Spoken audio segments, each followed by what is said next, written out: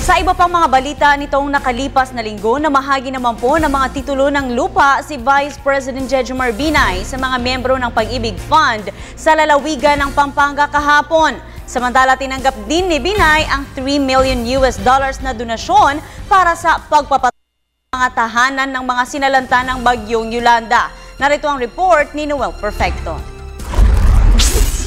Matapos ang 60 taon na nakatira sa kahabaan ng release ng PNR sa 6 na barangay ng Florida Blanca, Pampanga, personal na inabot ni Vice President Jejomar Binay ang 630 mga certificates of lot allotment sa mga informal settlers.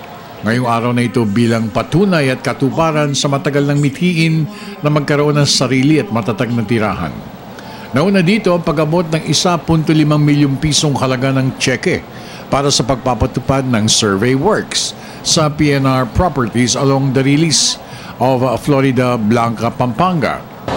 Dito sa Florida Blanca, 6 na barangay ang nasasakupan ng Executive Order 48. Ito, yung mga tumanggap ng mga sela kanina ay mga taga-barangay Sulit, San Antonio, Poblacion, Maligaya, San Isidro, at Pagiruan.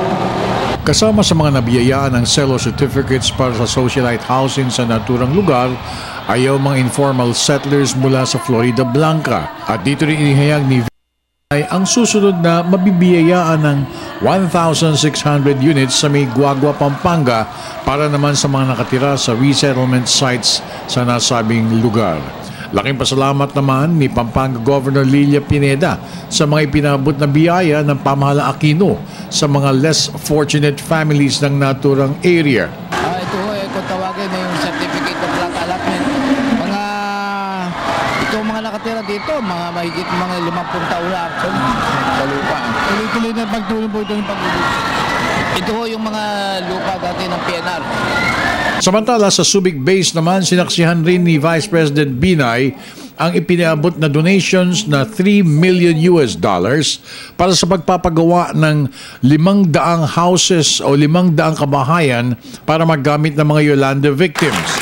Ang Crown Prince ng Bahrain, His Highness Nasser bin Hamad ng Kingdom of Bahrain, ang personal na sumaksi kasama si VP Binay sa paglagda sa Memorandum of Understanding sa pagitan ng Philippine Red Cross na pinamunuan ni Dick Gordon at ng Royalty Charity Organization ng Bahrain kasama rin ang Bahrain Red Crescent. Napagkasundo pagpapatayo ng 2 mga vocational centers sa Tacloban at Subic Bay areas. First of all, the project and the aid that we are providing here, as mentioned in the speeches, that we are building 500 houses. We are building 2 vocational complexes for youth and sports.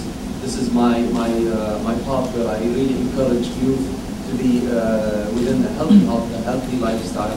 So Subic Bay is actually a beautiful country. So when I've seen the sites over here in one day, it explained it all. And I really wish that I would be here more often. And this is the first time, but definitely not the last visit. Para sa Telebisyon ng Bayan, ako naman si Noel Perfecto.